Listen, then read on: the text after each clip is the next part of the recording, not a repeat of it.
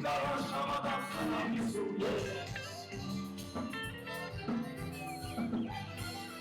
ဂလာပါခေတ္တဝါဒရှင်တွေနဲ့ဝိုင်းချစ်သူတို့အတွက်ဒီနေ့ blog ကနေပြီးတော့ကမ္ဘာရှိအကြဆုံးဝိုင်းရင်ကျေးမှုတွေရှိရဲ့နေရာတစ်ခုစီကိုခေါ်ဆောင်သွားပါမယ်အဲ့ဒါကတော့ဥရောပနဲ့အာရှ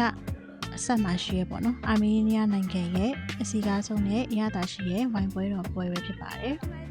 အာမေးနီးယားနိုင်ငံဆိုလို့ရှိရင်ကမ္ဘာပထမဦးဆုံးဝိုင်းချက်လုပ်ငန်းကိုလွန်ခဲ့တဲ့နှစ်ပေါင်း6000ကျော်ကလေးကစတင်လုပ်ခဲ့တဲ့နိုင်ငံဖြစ်ပါတယ်ရှင်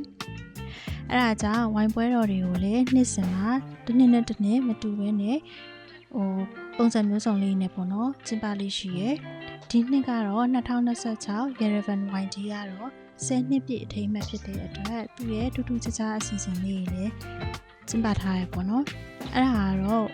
ဝိုင်းကိုတောက်မယ်ဆိုလို့ရှိရင်ဘယ်လိုဝယ်ရတယ်ဒါလေးတွေဆိုတာကိုဆက်လက်ပြီးတော့ပြပြပေးသွားမယ်နော်ဒါကထူမရင်လည်းဒီနေ့ဆိုလို့ရှိရင်ဒီစာရင်းမှာပါလောက်ထားတာဒါနေ့ Yerevan Wine Day ပေါ့နော်Welcome to Yerevan Wine Day ဒီ2026 3ရက်လောက်တာ9-6ခေါ်ဒီနေ့ကျွန်တော်ဒီစာရင်းလည်းမပါဘူးဒီစာရင်းလည်းမှလည်းအများကြီးပဲ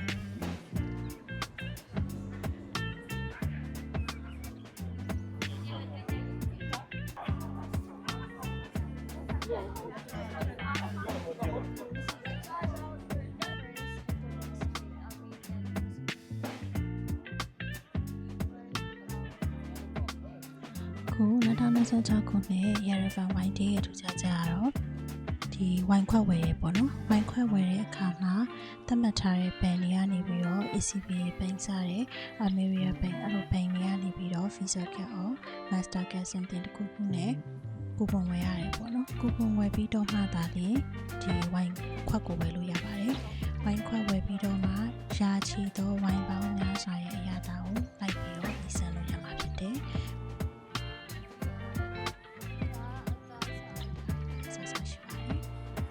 အာမေးနီးယား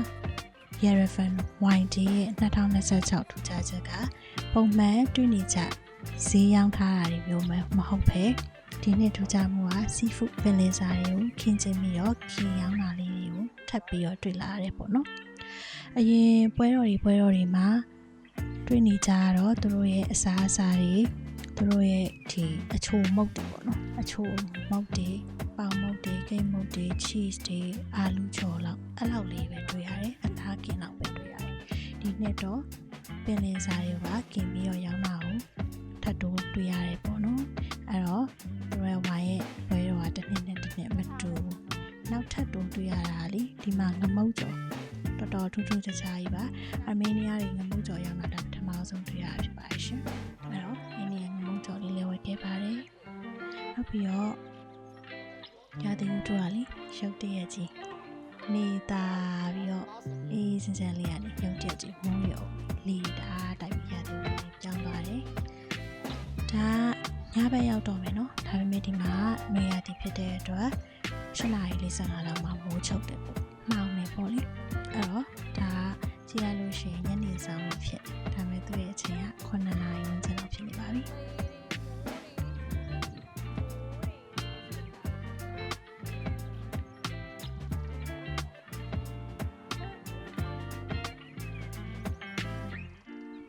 အာမေးနီးယားမှာနှစ်စဉ်ဒီလိုပွဲတွေပေါ့နော်အများနဲ့ကျင်းပလေးရှိရယ်ဝိုင်းပွဲမှမဟုတ်ဘူးတခြားသောသူတို့ရဲ့အမှတ်တရနေ့တွေအတွက်လည်းကျင်းပလေးရှိရယ်အဲ့လိုမျိုးပွဲတွေကျင်းပတဲ့အခါတိုင်းမှာလည်း vlog လေးရိုက်ပြီးတော့ကြိုးစားချစ်စွာတင်တော့ပြတော့မှာဖြစ်ပါတယ်ရှင်အာမေးနီးယားကလေတကယ်တမ်းကျတော့တကယ်ကမ္ဘာသမိုင်းဝင်နိုင်ငံတစ်ခုဖြစ်တယ်ပေါ့နော်ခရစ်ယာန်ဘာသာကိုလည်းပထမဦးဆုံးစတင်ပြီးတော့လုပ်ခဲ့တဲ့ကိုယ်ွယ်ဖို့အတွက်စတင်ပြီးတော့တည်ထောင်ခဲ့တဲ့နိုင်ငံဖြစ်တယ်။အခုလည်းဝိုင်းပေါ့နော်။ဝိုင်းကိုပထမဦးဆုံးကမ္ဘာမှာစပြီးတော့ချက်တဲ့နိုင်ငံဖြစ်တယ်ပေါ့နော်။ဆိုတော့အာမေးနီးယားမှာတကယ်သမိုင်းဝင်တဲ့အကြောင်းအရာတွေအများကြီးရှိတယ်။ ရဲကိုလည်းစိတ်ဝင်စားစရာတွေအများကြီးရှိပါတယ်အဲ့တော့ just for knowledge ဘုသူတအနေနဲ့အာမေးနီးယားရဲ့အကြောင်းအာမေးနီးယားနိုင်ငံမှာဘယ်လိုအစားအသောက်ဘယ်လိုသူတို့ရဲ့ culture သူတို့ရဲ့ယဉ်ကျေးမှုတွေပေါ့နော်ပြီးတော့သူတို့နိုင်ငံကနေပြီးတော့အခုဆိုရင်ဒါကိုပိုင်းလုပ်တယ်ခရီးယန်ဘာသာကိုစတင်တည်ထောင်နေစသဖြင့်နောက်ထပ်အဲ့လိုမျိုးစိတ်ဝင်စားစရာအကြောင်းတွေကိုလည်းဆက်လက်ပြီးတော့တင်ဆက်ပေးသွားမယ်နော်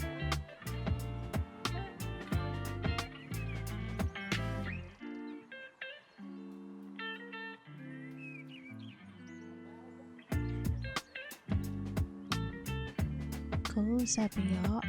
ဝိုင်းပွဲတော်မှာလုပ်ထားတဲ့ stage နားသွားတယ်ပေါ့နော်အဲ့မှာ stage ဆင်သွားတဲ့လမ်းတစ်လျှောက်သွားရင်းနဲ့လေတိုက်ပြီးတော့မိုးဝဆပြီးတော့ရွာလာပါတော့ရှင်မိုးဝဆရွာလာပြီဒါပေမဲ့လည်းသူတို့ရဲ့အစိုးရကမိုးရွာထဲမှာပဲသူဆိုဖြုတ်ပြကြရဲပြိတ္တတွေကလည်းမိုးရွာထဲမှာပဲကခုအပ်ပြကြရပေါ့နော်မြန်ကြီးမလို့ရှင်စရာလေးပါရှင်Okay ဒါကတော့ Yerevan YD ရဲ့ for the right အဲ့တော့ဒီစက်တော်မှာရှင် Thank you for watching.